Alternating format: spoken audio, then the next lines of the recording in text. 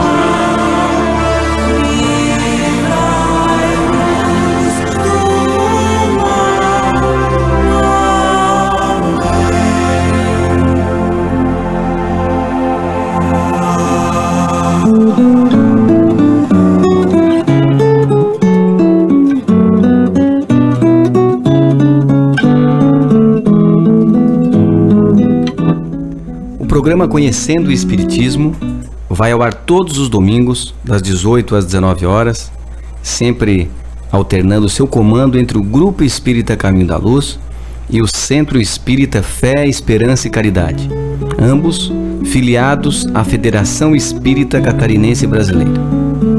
O programa de hoje está a cargo do Grupo Espírita A Caminho da Luz. O ponto de vista. A ideia clara e precisa que se faz da vida futura dá uma fé inabalável no porvir.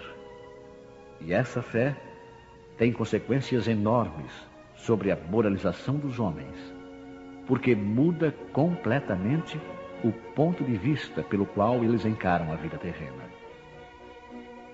Para aquele que se coloca, pelo pensamento, na vida espiritual, que é infinita, a vida corporal não é mais do que rápida passagem, uma breve permanência num país ingrato. As vicissitudes e as tribulações da vida são apenas incidentes que ele enfrenta com paciência, porque sabe que são de curta duração e devem ser seguidos de uma situação mais feliz. A morte nada tem de pavoroso. Não é mais a porta do nada, mas a da libertação, que abre para o exilado a morada da felicidade e da paz. Sabendo que se encontra numa condição temporária e não definitiva, ele encara as dificuldades da vida com mais indiferença, do que resulta uma calma de espírito que lhe abranda as amarguras. Pela simples dúvida sobre a vida futura, o homem concentra todos os seus pensamentos na vida terrena. Incerto do porvir, dedica-se inteiramente ao presente. Não entrevendo bens mais preciosos que os da terra, ele se porta como a criança que nada vê além dos seus brinquedos e tudo faz para os obter. A perda do menor dos seus bens causa-lhe pungente mágoa. Um desengano, uma esperança perdida, uma ambição insatisfeita, uma injustiça de que for vítima, o orgulho ou a vaidade feridas, são outros tantos tormentos que fazem da sua vida uma angústia perpétua, pois que se entrega voluntariamente a uma verdadeira tortura de todos os instantes. Sob o ponto de vista da vida terrena, em cujo centro se coloca, tudo se agiganta ao seu redor. O mal que o atinge, como o bem que toca aos outros, tudo adquire aos seus olhos enorme importância. É como o homem que dentro de uma cidade vê tudo grande em seu redor, os cidadãos eminentes como os monumentos, mas que, subindo a uma montanha, tudo lhe parece pequeno. Assim acontece com aquele que encara a vida terrena do ponto de vista da vida futura. A humanidade, como as estrelas no céu, se perde na imensidade. Ele então se apercebe de que grandes e pequenos se confundem como as formigas no monte de terra, que operários e poderosos são da mesma estatura. E ele lamenta essas criaturas efêmeras que tanto se esfalfam para conquistar uma posição que os eleva tão pouco e por tão pouco tempo. É assim que a importância atribuída aos bens terrenos está sempre na razão inversa da fé que se tem na vida futura. Se todos pensarem assim, dir-se-á, ninguém mais se ocupando das coisas da terra, tudo perigará. Mas não, porque o homem procura instintivamente o seu bem-estar, e mesmo tendo a certeza de que ficará por pouco tempo em algum lugar, ainda quererá estar o melhor ou o menos mal possível. Não há uma só pessoa que, sentindo um espinho sob a mão, não a retire para não ser picada. Ora, a procura do bem-estar força o homem a melhorar todas as coisas, impulsionado como ele é pelo instinto do progresso e da conservação, que decorre das próprias leis da natureza. Ele trabalha, portanto, por necessidade, por gosto e por dever, e com isso cumpre os desígnios da providência, que o colocou na terra para esse fim. Só aquele que considera o futuro pode dar ao presente uma importância relativa, consolando-se facilmente de seus reveses, ao pensar no destino que o aguarda. Deus não condena, portanto, os gozos terrenos, mas o abuso desses gozos em prejuízo dos interesses da alma. É contra esse abuso que se previne os que compreendem essas palavras de Jesus. O meu reino não é deste mundo. Aquele que se identifica com a vida futura é semelhante a um homem rico que perde uma pequena soma sem se perturbar. E aquele que concentra os seus pensamentos na vida terrestre é como o pobre, que ao perder tudo o que possui, cai em desespero. O Espiritismo dá amplitude ao pensamento e abre-lhe novos horizontes. Ao invés dessa visão estreita e mesquinha que o concentra na vida presente, fazendo do instante que passa sobre a terra o único e frágil esteio do futuro eterno, ele nos mostra que esta vida é um simples elo do conjunto harmonioso e grandioso da obra do Criador, e revela a solidariedade que liga todas as existências de um mesmo ser, todos os seres de um mesmo mundo e os seres de todos os mundos.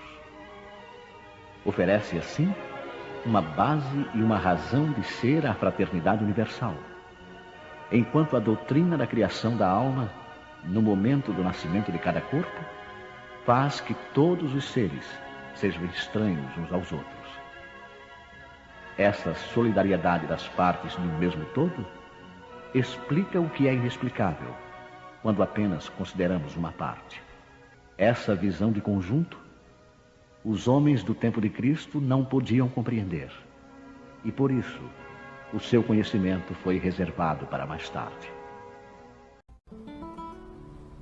E é num dos seus capítulos, chamado Meu Reino Não É Deste Mundo, no item 5, que Kardec escreve um item intrigante.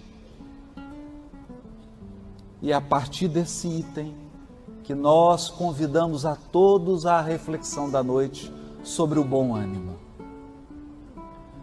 O item recebe o título de O Ponto de Vista.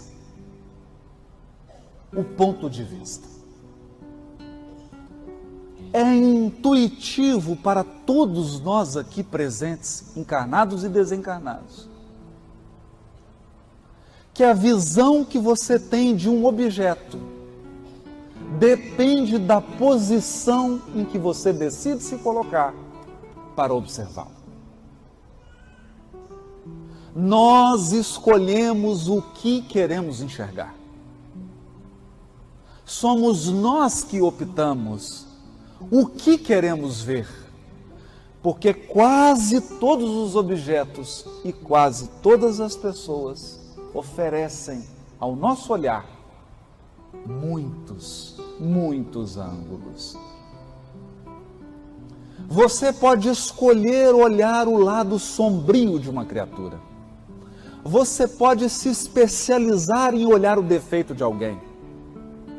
E de tanto olhar com uma lupa para as deficiências de alguém, depois de um tempo de observação, você se convence de que essa pessoa é só sombra. Mas alguém que a ama, alguém que observa essa mesma pessoa pela lente do amor, será capaz de encontrar ângulos, aspectos e características que você não foi capaz de enxergar.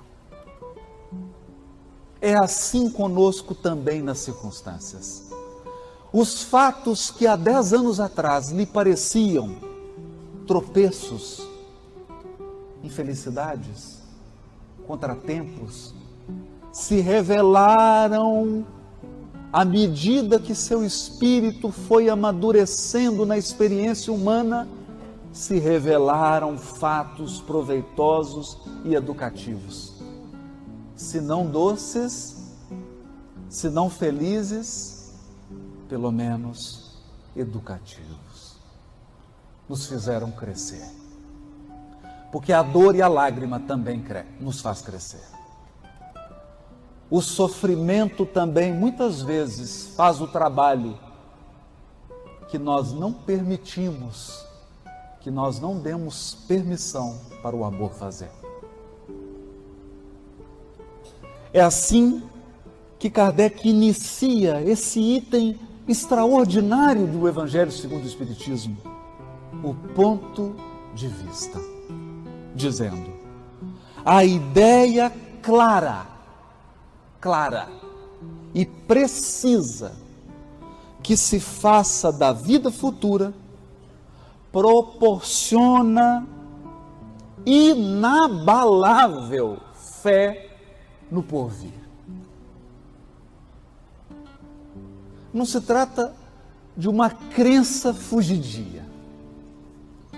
Kardec aqui não está falando de um sentimento de entusiasmo juvenil. Não está dizendo de algo que toma conta de nós e 3 minutos depois vai embora. Não. Está falando de uma inabalável fé no porvir. Essa inabalável fé na vida futura depende, é claro, de uma ideia precisa e clara da vida futura. Não bastam contos de fadas, não bastam histórias simbólicas, não basta uma visão vaga.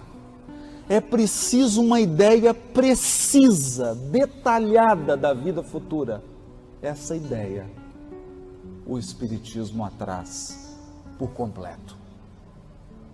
Ele explica a vida futura, sem devaneios, sem fantasias.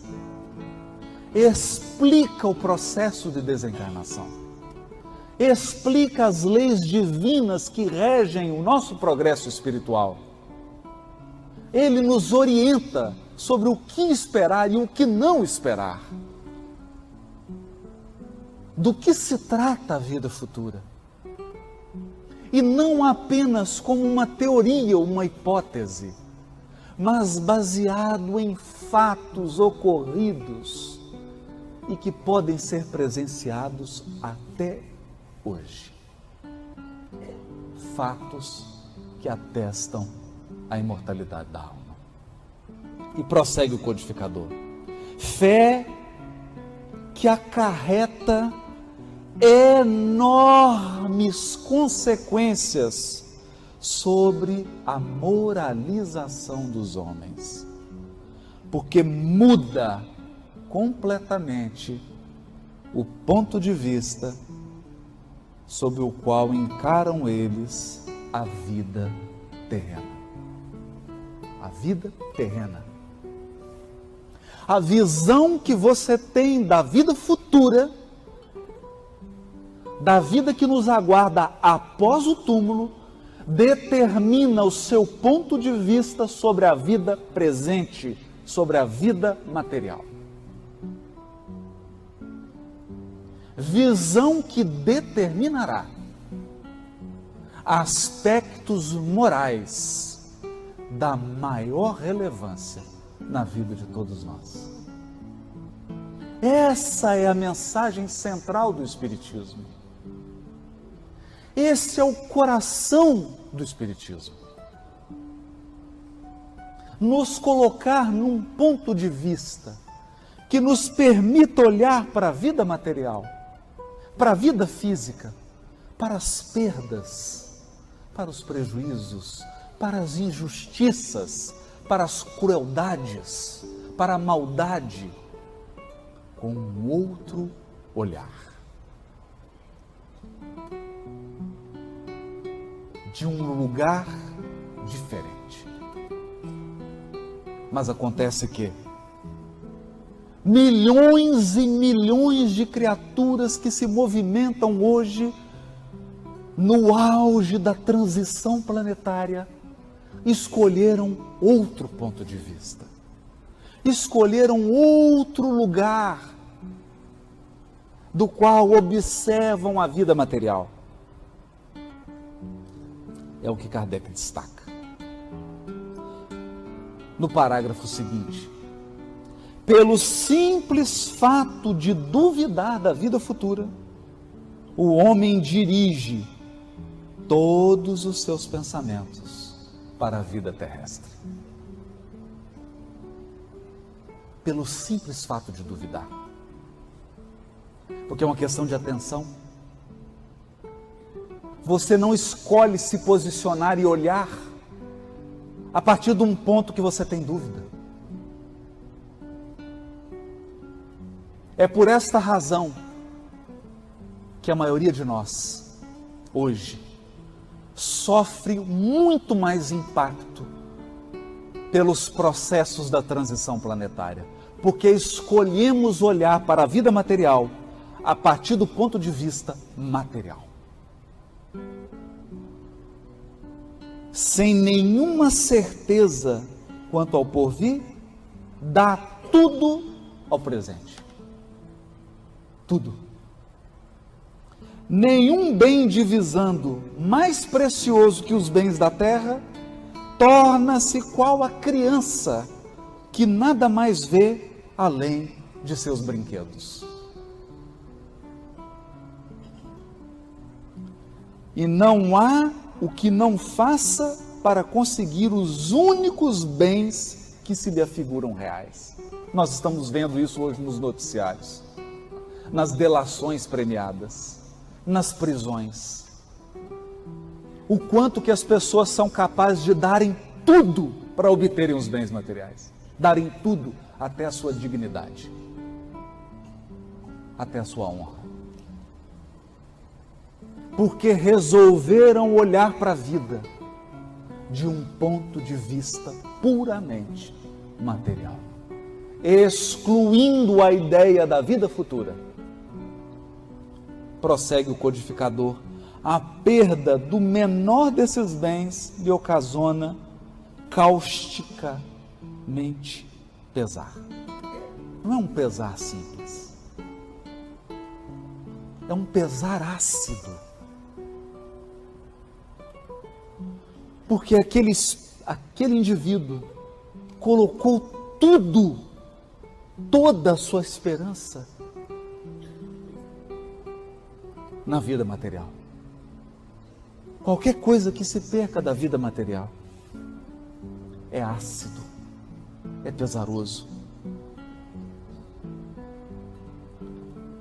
Um engano, uma decepção, uma ambição insatisfeita, uma injustiça de que seja vítima, o orgulho ou a vaidade feridos são outros tantos tormentos que lhe transformam a existência numa perene angústia.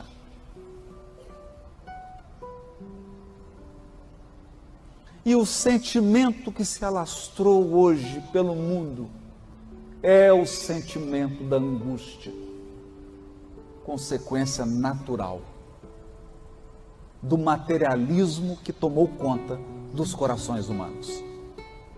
Angústia. Angústia. Angústia porque um ser amado passou pela desencarnação. Angústia porque uma injustiça lhe foi cometida. Angústia por uma privação numa relação afetiva. Angústia por um dissabor no trabalho, na vida. E assim, utilizando a metáfora do codificador, milhões e milhões de criaturas vivem hoje no corpo como se fossem crianças. Crianças que lembram bebês com seus brinquedos. É por esta razão que o suicídio tem assumido proporções extraordinárias. Entre jovens, até em crianças, a depressão nunca foi tão grande. Todos nós, nesse momento de crise do orbe terreno, experimentamos angústia, um aperto no coração, em função da insegurança da vida, da imprevisibilidade da vida, porque a vida escapa do nosso controle. A vida se recusa a obedecer às nossas ordens e a vida ocorre tal qual ela quer, nos surpreendendo, nos desafiando e nos apresentando oportunidades únicas de crescimento.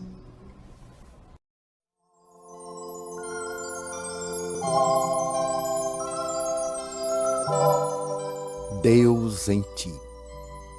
Deus te necessita. Reside em teu mundo íntimo e não o conheces.